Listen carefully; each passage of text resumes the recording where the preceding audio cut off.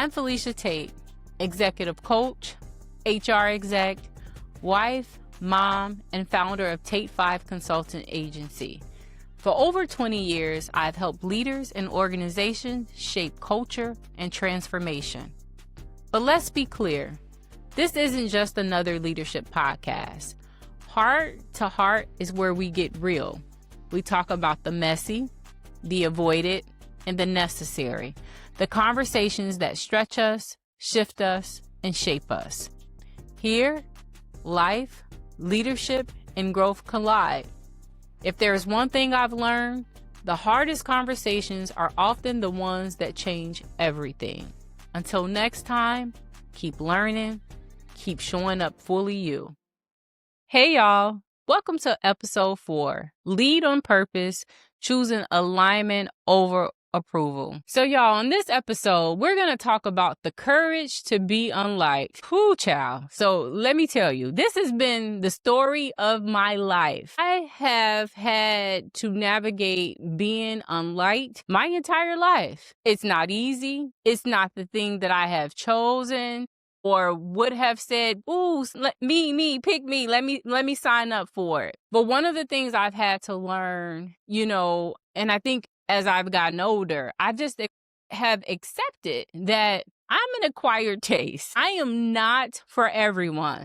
The very reason why people love me, because some say I'm opinionated or I have strong principles, I have strong values, are the very reasons why some may not. So again, I didn't always accept that I was an acquired taste. Because to be different in a world where everyone is thinking the same, talking the same, even within my family, right? I was always the one that challenged the status quo. I was always the one that would say that's not the right thing to do. I remember one of my cousins used to tell me, stop looking at me with your Jesus eyes. I'm like, girl, what are you talking about? I had no idea that I was even looking at her in any kind of way, let alone with Jesus eyes. And we all know that one painting on the wall where your granny had with Jesus on the wall, right? And I'd be like, I got Jesus eyes? I never thought that was the case. However, I had to grow to understand how people respond or see me. That didn't belong to me. It took time to start embracing purpose over popularity. And that's one of the examples that I've had. I've had it in my career, being the one that is always going to speak up and say the unsaid thing. Now, I'll be honest, it's caught me some flack. It hasn't always felt good. But one thing I do know, leadership is a responsibility. It's not just about the benefits. And oftentimes, we want to lead with not accepting the responsibility. And so I just want to encourage you, have the courage to be unliked. The tension between approval and your assignment. You're not going to always have everyone's approval, but if you trust and know that you're walking in purpose, trust that God has already validated you. God is the only one that can assign you. The other piece is, if it's not aligned, it's not sustainable. And that's anything. That's personal relationships. That is in professional relationships. My first big girl job that I like to call it, I spent over 12 years with that organization. I absolutely loved it there. And not just because it was 12 years, but it was because I grew. I was challenged. I was invited to go on a leadership development journey to learn a role, perfect the role, and learn something new. So for me, that helped me really have self-actualization of who I could be, to be this little Black girl from the South Side of Chicago that never imagined working in a flagship location and making impact on people and culture. So having that ability to truly be a diamond in the rough, because your girl was rough, I'll say that. I was definitely the matcher of energy. If you came into that HR office and you were talking crazy to me, depending upon the day, you may not or may have received the same thing.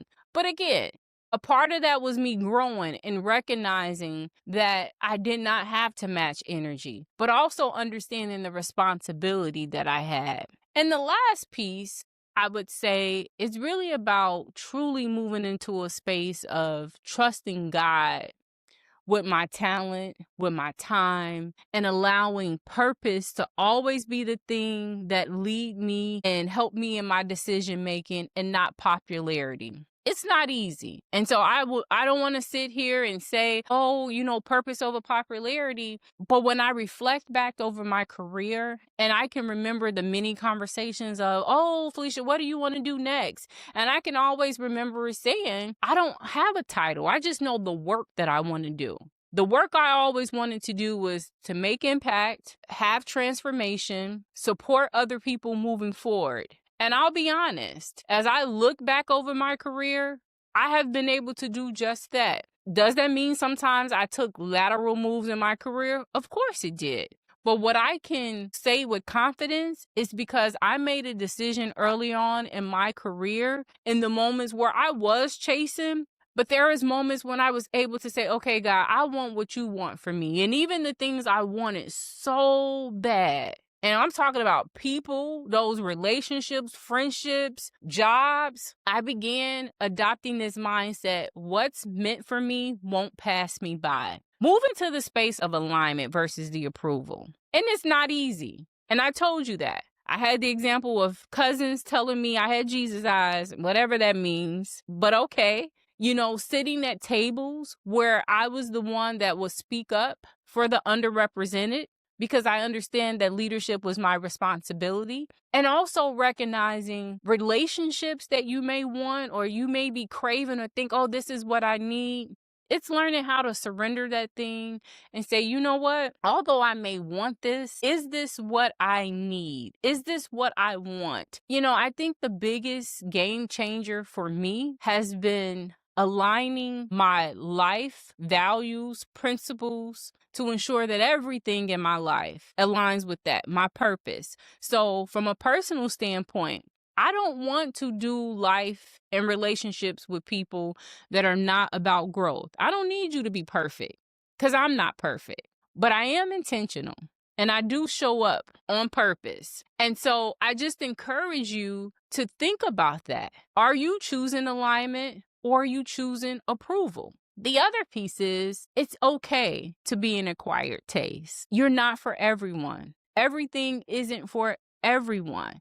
And if you're constantly in the space of wanting to be seen, to be in the forefront, and you want everyone's approval, what about what's your purpose? How are the people that you're called to help transform, to make impact, how will they ever find you if you're in the lane for everyone? And again, I have no shame for you, but I do want you to really reflect. I want you to think about this. Am I truly choosing approval or am I choosing alignment?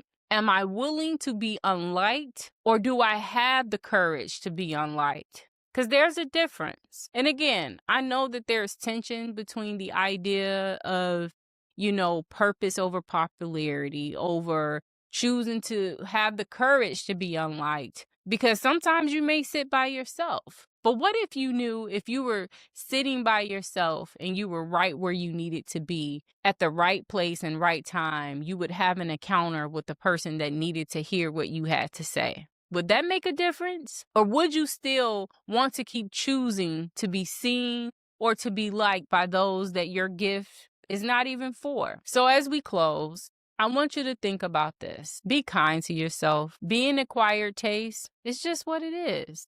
There's always a flavor for everyone. And you may not just be the flavor, or I should say, and also, when you choose alignment over approval, I guarantee you will meet the purpose that God has for you. And also, you will meet the people that He's called you to impact and transform. Until next time, be kind to yourself. Don't run away from hard conversations. Run to them. This has been Heart to Heart with Felicia Tate, where leadership meets life, raw, real, and unapologetically human. Don't just listen. Take what you've learned and lead with it. See you in the next episode.